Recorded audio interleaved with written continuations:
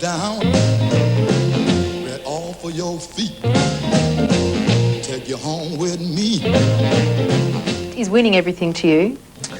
Well, you know, we have a funny statement around the place that, you know, coming second, you're the first of the losers, so that's how it is.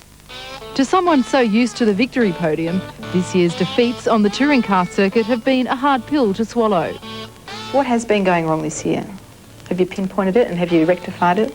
Well, I mean, there's lots of things. As I said, it's a difficult scenario in terms of the financial dramas that we've had this year. Losing Winfield at the end of last year was very difficult for us to find appropriate sponsorship, and the funding level certainly determines how well you go. We've had some tyre dramas.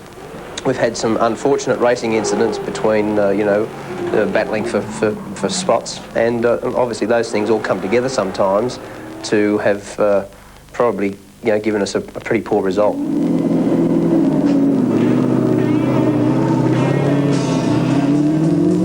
Skaife got his big break in 1990, invited on board by Fred Gibson at a time when the remarkable Nissan GTR was firing. Skaife leads the race by 22 seconds from car 30. Godzilla helped steer the Mount Eliza lad to victories in the 91 and 92 Tooheys 1000, as well as double touring car crowns. Checkered flag, Jim Richards, Nissan, that's his car. But it wasn't all smooth sailing. He and co-driver Jim Richards were given a hostile reception following their 92 Bathurst win. Some racing fans claiming it was the car, not the driver, that won the race. I'm just really stunned for words. I can't believe the reception. I thought Australian race fans had a lot more to go than this. This is bloody disgraceful. I'll keep racing, but I tell you what, this is going to remain with me for a long time. You're a pack of arseholes.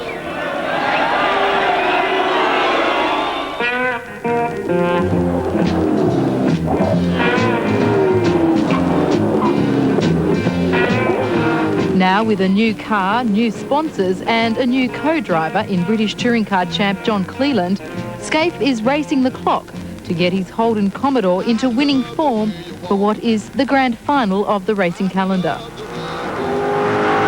We've worked very, very hard since the end of the Touring Car Championship with Yokohama and our own technical people to come up with a better package. And I think, as I said, our competitiveness at Bathurst has historically been very good, and I think we'll go there and give it a big shake. The relatively new Gibson Motors workshop is state-of-the-art, arguably the best in Australia. And behind the scenes, Skaife is very much hands-on. It's something that we did at the end of last year to indicate to the world, especially probably the automotive industry, that we were very serious about continuing on without Winfield. And it's been very good for us because whoever has been to the shop is impressed by it. We've got a lot of high-tech equipment. The facility is extremely big and able to cope with, you know, probably a bigger program than what we're doing right now.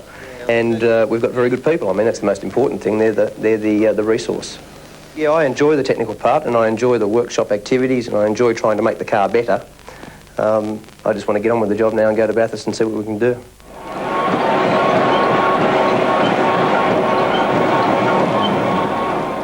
His enthusiasm extends to his fitness. 15 hours is spent in the gym each week. He also swims regularly as part of his training regime for endurance events. 14, Mark. Yep. People probably don't really realise the sort of physical activity that goes on, and you know, you have about a 60-degree cabin temperature. You have a 3-layer suit with no skin exposed at all. You work extremely hard. You've got high steering loads. There's a huge amount of gear changes. You've got high G-forces in braking and in cornering. And overall, you need to be extremely fit. I mean, you work very, very hard.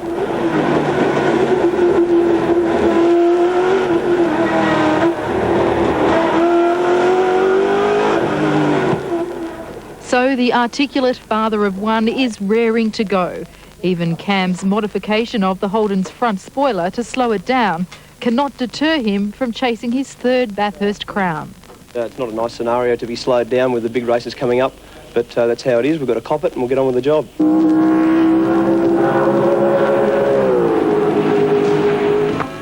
I feel like I'm still driving as good as I've ever driven, so, and I know that when we are competitive, at the places we've been competitive this year, we've really been genuinely competitive. I mean, I really feel like we're probably capable of winning the races still. So yeah, when you come away from a race meeting where you know that that was a substandard performance for whatever reason, it is pretty demoralising when you have high expectations. I mean, you know, coming second, we're not there. It's not a charity, and we certainly want to go there and win the races.